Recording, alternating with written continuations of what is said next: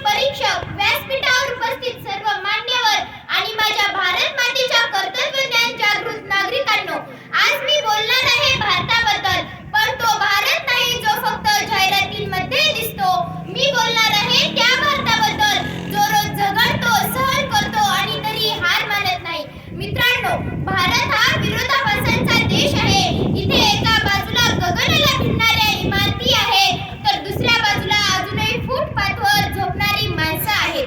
एका बाजूला हातात जग सामावलेलं मोबाईल, दुसऱ्या बाजूला आजही अक्षरासाठी अंधाराला झुंज देणारी लेकरं. एका बाजूला चूल पेटण्याआधीच अशी विझणारी घरं. आई म्हणते अभ्यास कर, बाबा म्हणतात शहाणा हो, आणि मी म्हणते नेट बंद झालं तर सगळंच हो. हा विरोधाभास नाही, हीच भारताची वास्तव परिस्थिती आहे.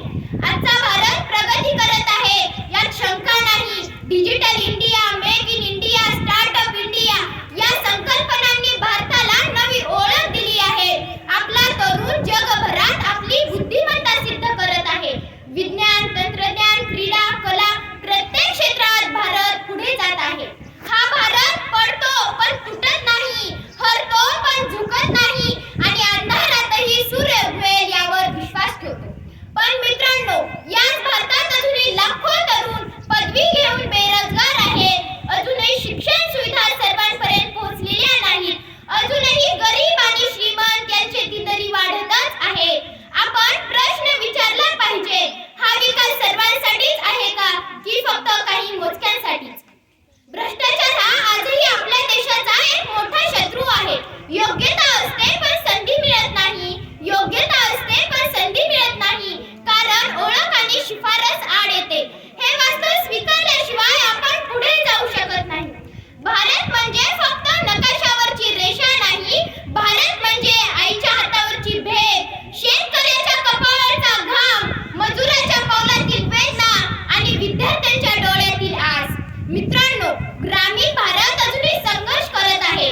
शेतकरी आजही निसर्गाच्या भरवशावर आहे.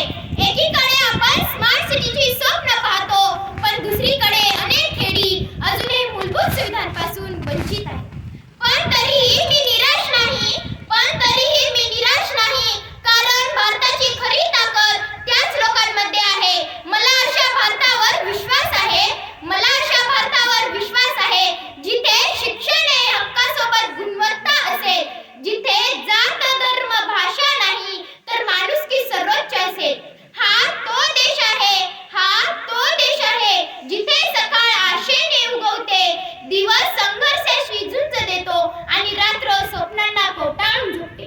मित्रांनो, देश फक्त सरकार चालवत नाही, देश चालवतात जागृत नागरिक. आपण मतदान करतो पण जबाबदारी तिथेच संपते का? नाही. मित्रांनो, आपण मतदान करतो पण जबाबदारी तिथेच संपते का? नाही. कारण लक्षात ठेवा, भारत गरीब नाही, भारत व्यवस्थेमुळे मागे आहे आणि ही व्यवस्था बदलण्याची ताकद करणाऱ्या आपल्याच हातात आहे. मित्रांनो, हा कारण भारत म्हणजे फक्त तिरंगा नाही, फक्त घोषणा नाही आणि फक्त फोटो सेशन नाही. भारत म्हणजे जगण्याची झुंज. बोलायला सगळे मोकळे झाले, पण ऐकायला कोणी उरले नाही. ना ती स्टेटस झाली, माणुसकी मात्र ऑफलाईन झाली. शेवटी मी एवढेच सांगू इच्छिते, तक्रार करणारे अनेक असतात, पण परिवर्तन करणारे इतिहास घडवतात.